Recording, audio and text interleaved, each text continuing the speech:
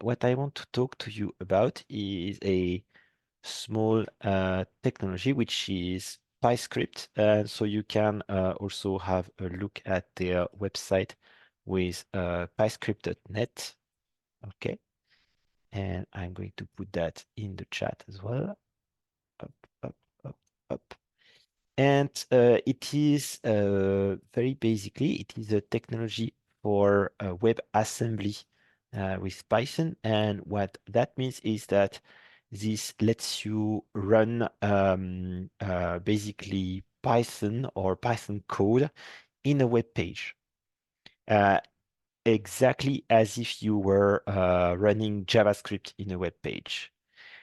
Why this is interesting is because then that lets you make a potentially fully interactive app with all of the stuff that we've seen with Dash and more, but on a purely static web page.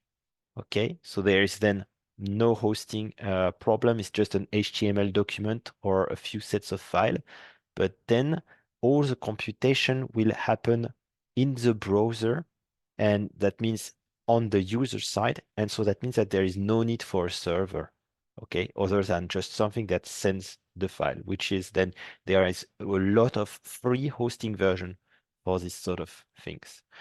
So it requires a bit more coding work in practice, but this open up quite a lot of possibility in terms of both building apps that are very, very easy to host because you just have to serve a simple web page, and also in terms of also data confidentiality, because you can make it so that all the computation happens on the client side, so that then when they load the data onto your app, the data never leave their computer. Okay, it lives fully on their computer and gets computed only on their browser. So that means that there is, again, no confidentiality issue with this sort of technology. So that's why I think it's interesting to at least know it exists, so that if at some point you feel that this is something that is important to you, you can spend some time to start to learn how to use it in more in depth. Some basic usage is relatively easy. If you want to make something that looks nice, I would say that you would need to have a little bit of know-how into programming with HTML to make something that looks good. Okay, I give you some important link. You have pyscript.net, their example, and also pyodide.org, which is what this project is based on. Okay, they also have something that's called pyscript.com, which is sort of a slightly different project where it's more kind of like the community that hosts different little example and prefer and propose simple hosting solution for Pyscript-based project, but it's a bit different in itself. It's more like the community versus pyscript.net being really the library itself. And at its core, if I just present it briefly, a PyScript project is a relatively simple structure with three documents: an HTML web page, a Python script, and a little 2ML or JSON little file that describes the required Python packages for your app to run. And then the HTML looks something like this. Okay, so that's a classical HTML file, right? And with all HTML stuff, except for a few PyScript elements. And here I have highlighted them in yellow. So you can see here that we, in the preamble, need to load style sheet and a little module that correspond to PyScript. So because basically this is going to load the PyScript library in the web page. And then you see here that I have I have a button, but this button has a special PyClick attribute. Okay, and that basically is how then it knows that when the button is clicked, it should make a Python call. Okay, And the Python call will be here translate English, which will be the name of the function in the Python script that it needs to call. And this is where we give here the Python script. We say it's a script, its type is Python. This is where you can find it. And here, this is a configuration of that, which tells which library should be loaded for it. And then what happens is that because we have a what we call a WebAssembly, if you will, kernel. So basically, it's called Pyodide. It's going to, if you will, it works like the Python interpreter, but it is fully contained inside the web browser. So it's just going to interpret your Python code and run it natively on the browser once you have this little script here installed. And this part here actually installs the script. And similarly, it can theoretically build any pure Python package.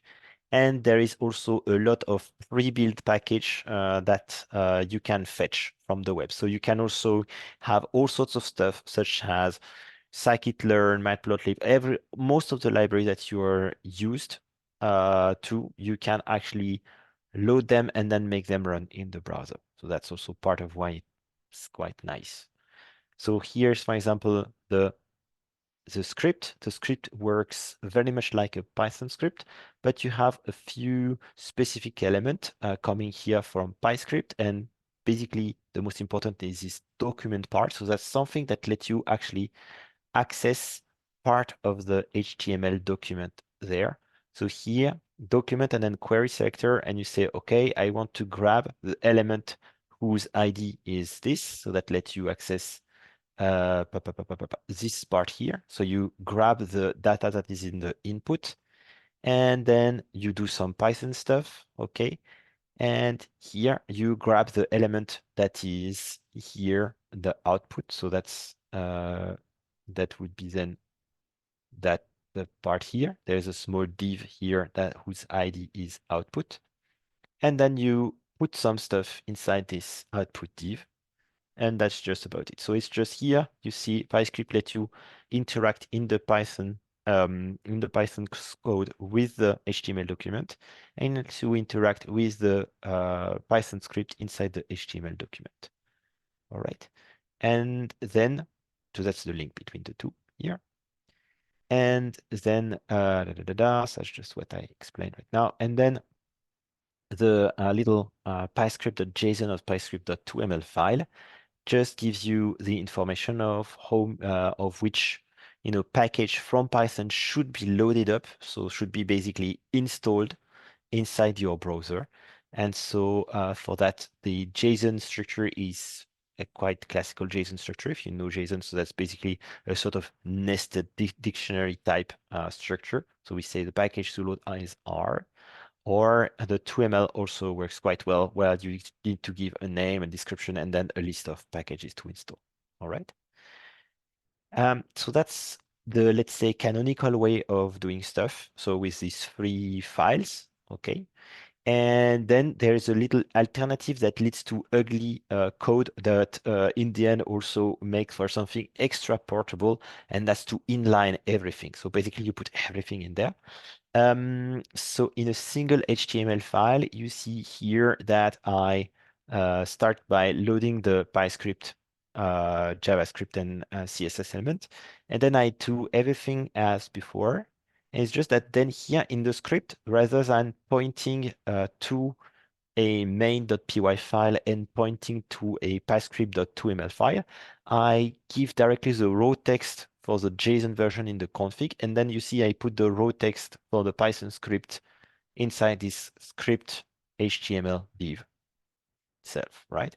And so this inlines everything, makes it a single self-contained HTML file that actually run interactive Python in the browser, right?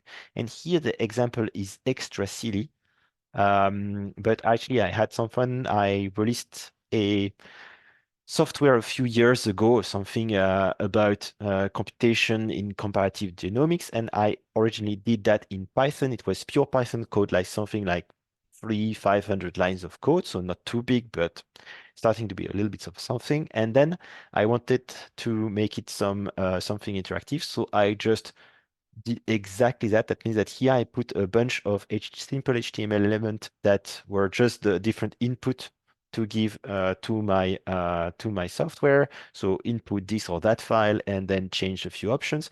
And then I copy pasted the code directly in there in the script element. It was super ugly, but it worked like the charm, actually. So that is something of a, let's say, quick and dirty way to also put your application online. And then, of course, you can spend quite a bit of time making the interface nice and sexy using a lot of HTML know-how, right? But all the Python part is handled very well and very easily, I find. So I give here a bunch of a little script there that can help you get started with that if you're interested. And we are reaching the end of the hour, so I'm not going to go much farther, but I just want also to point out to you that we have in there a small folder called pyscript where I give a few example there, all right, of this pyscript, for instance, here with this fully inline. So that's the example that you have shown in this seen in the slide there. And so you will see that when you start it up, it starts non-interactive because right now it's installing the Python, if you will, binder, the Python interpreter in the browser. But then after give or take, oftentimes it takes 20 seconds. Sometimes it can take up to a minute or two if you are loading and installing a lot of libraries. It becomes live, and then you can have this interactive Python in the browser, right? And I also give you like a small example, something slightly more advanced with an actual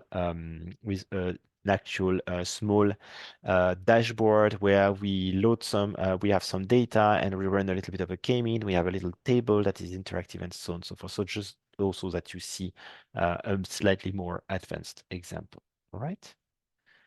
And with that, I think that we have reached 5. So I'm going to stop sharing and I'm going to then say thank you for all of your attention today. I do hope that you learned a lot and that you will use this tool in the weeks, months, and years to come. I want to thank Jeffrey for all of his work and presentations that were super nice. So thanks a lot. And I think that this is about it.